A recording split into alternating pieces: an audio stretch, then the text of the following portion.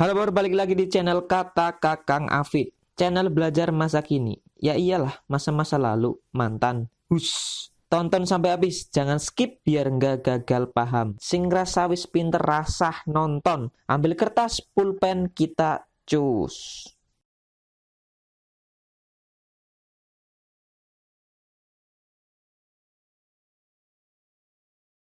Pada video ini, kita akan membahas prediksi soal UTBK SBMPTN 2020 versi bahasa Inggris. Video ketigaku tentang prediksi UTBK 2020 ini. Yang belum nonton 1 sama 2 bisa nonton dulu atau menonton ini juga boleh. Selamat belajar. Baik Bor, kita coba kerjakan soal yang pertama nih. Coba kita artikan bareng-bareng ya. Dari tahun 2017 ke 2018, nilai sebuah saham meningkat 30%.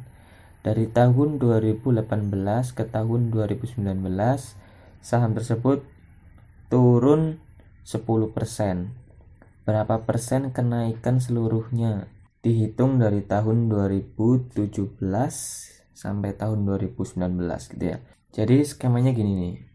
Tahun 2017 itu naik 30% ke tahun 2018 gitu ya. 2018 sampai 2019 turun 10%. Nah, gitu ya. Nah, cara ngerjainnya gimana? Kita misalkan harga sahamnya sebagai misalnya 100 gitu ya. Ini misal. Nah, misal harga saham 100. Dari tahun 2017 ke tahun 2018 itu kan mengalami kenaikan 30%.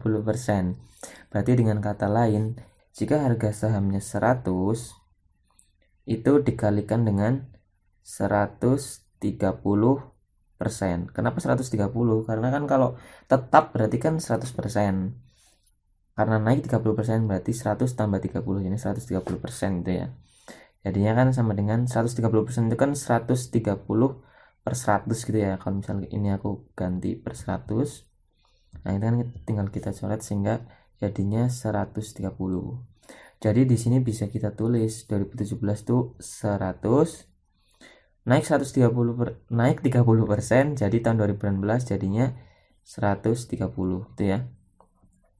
Kemudian pada tahun 2019 turun 10% gitu ya. Berarti kan 130 dikalikan 100 kurangi 10 berarti kan 90% gitu ya. 90 per 100. Nah gitu ya. Nolnya kita coret sama dengan ini juga kita coret nolnya. Nah jadinya kan 13 kali 9 117 gitu ya.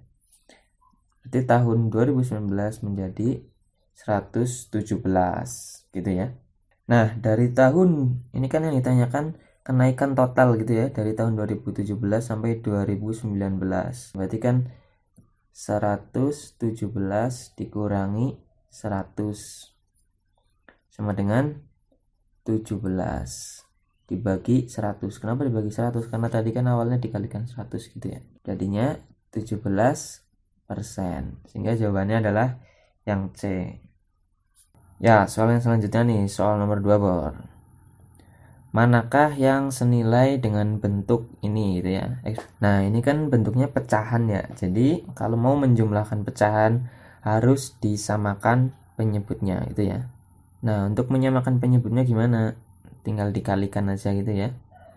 Kayak gini nih, misal yang ruas sebelah kiri yang X plus 2 per X min 1 kita kalikan dengan X plus 1 per X plus 1. Ini kan X plus 1 per X plus 1 kan sama dengan 1 gitu ya. Kemudian yang ruas kanan kita kalikan dengan apa? Dengan X min 1 supaya penyebutnya sama gitu ya. X min 1 X plus 1 X min 1 gitu ya. Ini kan kalau dikalikan penyebutnya jadi sama gitu ya. Berarti sama dengan berapa? X kuadrat plus 3x plus 2 per X kuadrat min 1 gitu ya. Untuk penyebutnya itu kan ada sifat kayak gini nih, ingat kan ya? Kalau ada X plus A dikali X min A itu kan sama dengan X kuadrat min A kuadrat gitu ya. Nah, 1 kuadrat itu kan sama dengan 1, jadi sama aja gitu ya. Ditambah X kuadrat min 2x min 1x berarti min 3x min 2 kali min 1 berarti plus 2 gitu ya. Per sama X kuadrat min 1. Kan penyebutnya udah sama nih. Nah, berarti kan bisa kita langsung jumlahkan gitu ya. X kuadrat plus X kuadrat berarti 2X kuadrat. 3X min 3X berarti bisa ini kita coret hilang gitu ya. Plus 2 berarti plus 4 per X kuadrat min 1. Ada nggak di jawaban? Belum ada ya. Mungkin duanya kita keluarin. Ini bisa, duanya bisa kita keluarin. 2 dikali X kuadrat plus 2 gitu ya. Per X kuadrat min 1. Ada nggak? Nah, ada ya yang E. Jawabannya yang E. Ya, lanjut sekarang kita coba kerjakan nomor 3 ya. Berapakah nilai dari X? X itu mana nih? X itu ini nih. Nah, itu ya. Kita ingat sifat kesebangunan segitiga gitu ya.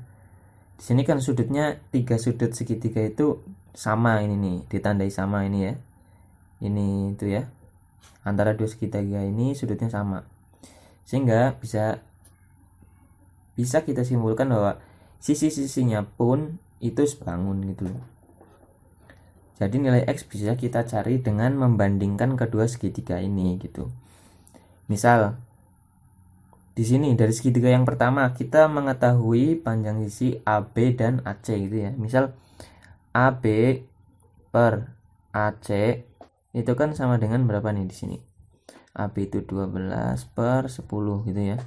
AB kalau di segitiga yang kedua itu sama dengan sisi mana? AB itu kan di mana sisi A itu yang tandanya kayak gini nih. Nah, sementara sisi satunya yang ada tandanya. Berarti ini dengan ini gitu ya. EF gitu ya. Nah, berarti AB per AC sama dengan EF per apa nih? AC itu yang tandanya gini sama gini gitu ya. Berarti kan ini sama ini gitu ya. DF per DF. Nah, AB per AC itu 12 per 10 sama dengan EF itu 10 per DF itu X. Nah, X ini yang kita cari. Berarti X-nya berapa? X-nya sama dengan 10 kali 10 per 12. 100 per 12. Kalau kita bagi 4 jadinya 25 per 3. Jawabannya yang C. Ya, soal yang keempat nih Bor. Kita coba terjemahin bareng-bareng. Titik O adalah titik tengah gitu ya. Atau titik pusat dari lingkaran. Kemudian A itu berada di tengah-tengah garis OB ini ya. Kemudian panjang OB sama dengan BC. BC 8. OB juga 8. Tadi kan bilang A itu berada di tengah antara garis OB. Berarti kalau itu 8, ini 4, ini juga 4. Jika sebuah titik dipilih secara acak dari dalam persegi, maka berapakah peluang titik tersebut berada di lingkaran dan juga berada di segitiga? Berarti ada di lingkaran dan ada di segitiga. Berarti ada di irisannya gitu ya. Jadi kurang lebih di sini nih. Nah, ini ya yang aku arsir gitu ya. Dibandingkan dengan seluruh ini nih. Nah, gitu ya. Nah, coba kita kerjakan. Kalau misal aku tulis peluangnya sebagai perbandingan dari luas juring itu kan ini ya yang tadi aku hasil gitu ya, OA, misalnya sini aku kasih D gitu ya, luas OAD dibandingkan dengan luas persegi itu ya, setuju ya. Jadi peluangnya kan itu kan ya. Nah, luas juring OAD itu kan bisa kita cari dari luasan lingkaran gitu ya. Nah, kita lihat nih segitiga OBC, sorry gambarnya jelek ya, itu kan segitiga yang di siku-siku di sudut B gitu ya. Sementara panjang ke C itu 8 dan panjang ke O itu juga 8. Berarti ini tuh segitiga sama kaki, setuju ya? Kalau segitiga sama kaki berarti sudut O dan sudut C itu sama. Dimana sudut ini sudah diketahui 90. Berarti kan tinggal 180 dikurangi 90. Itu kan sisanya 90. Nah, 90 ini dibagi 2, O sama C, 90 bagi 2 itu sama dengan 45. Berarti sudut O itu 45, sudut C juga 45. Yang ini 90 gitu ya. Sudut O 45 derajat. Sementara kita tahu satu lingkaran penuh itu 360 derajat. Setuju ya?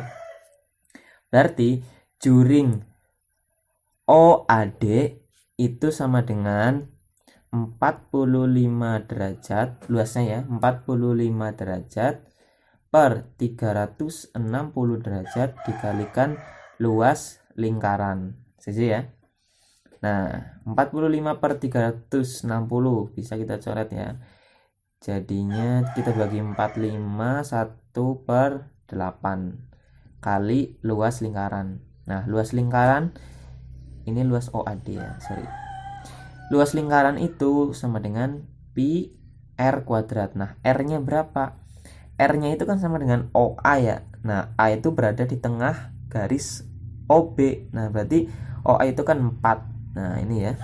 Berarti R-nya itu 4. 4 kuadrat, pi R kuadrat gitu ya. Nah, berarti luas OAD sama dengan 1/8 kali pi kali 4 kuadrat gitu ya. Kalau kita taruh di sini nih, 1/8 dikali pi 4 kuadrat. Nah, per luas perseginya itu kan ini yang tadi nih, 20 kali 20. Berarti tinggal 20 kali 20 gitu ya. Berarti sama dengan ini dulu ya, 4 kuadrat berarti kan 16. 16 bagi 8 hasilnya 2 gitu ya. 2 coret dengan 20, ini sisa 10, berarti 20 kali 10, berarti tinggal pi per 20 kali 10, 200 ya. Jawabannya yang E. Ya, soal yang selanjutnya, soal nomor 5 nih Bor. Jika X pangkat 4 sama dengan 19, maka berapa rata-rata dari ini nih? Ada 5 data ya. Rata-rata sama dengan, berarti kan 1 plus X kuadrat plus X pangkat 3 dikali X min 1 ditambah X dikali X plus 1 X min 1 ditambah, panjang ya, tambah X min X kuadrat gitu aja langsung ya, X min X kuadrat.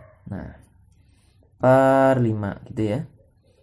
Nah, coba kita uraikan ya. 1 plus X kuadrat plus X pangkat 3 kali X berarti X pangkat 4 min X pangkat 3 plus ini ya, X plus 1 dikali X min 1 itu kan sama dengan X kuadrat min 1 kuadrat gitu ya. Berarti kan X dikali X kuadrat min 1 kuadrat gitu ya. Berarti kan X pangkat 3 min X. Berarti ini kita tulis X pangkat 3 min X plus X min X kuadrat per 5 sama dengan, nih kita lihat nih, kita main coret-coretan nih ya, X kuadrat kurangnya X kuadrat habis. Kemudian ini X pangkat 3 min X pangkat 3. X min X. Habis ya. Berarti sisanya tinggal ini. Tinggal X pangkat 4 plus 1 per 5. Nah, dari soal kita udah tahu X pangkat 4 itu sama dengan 19. Berarti sama dengan 19 ditambah 1, 20 dibagi 5 sama dengan 4. Jawabannya yang A.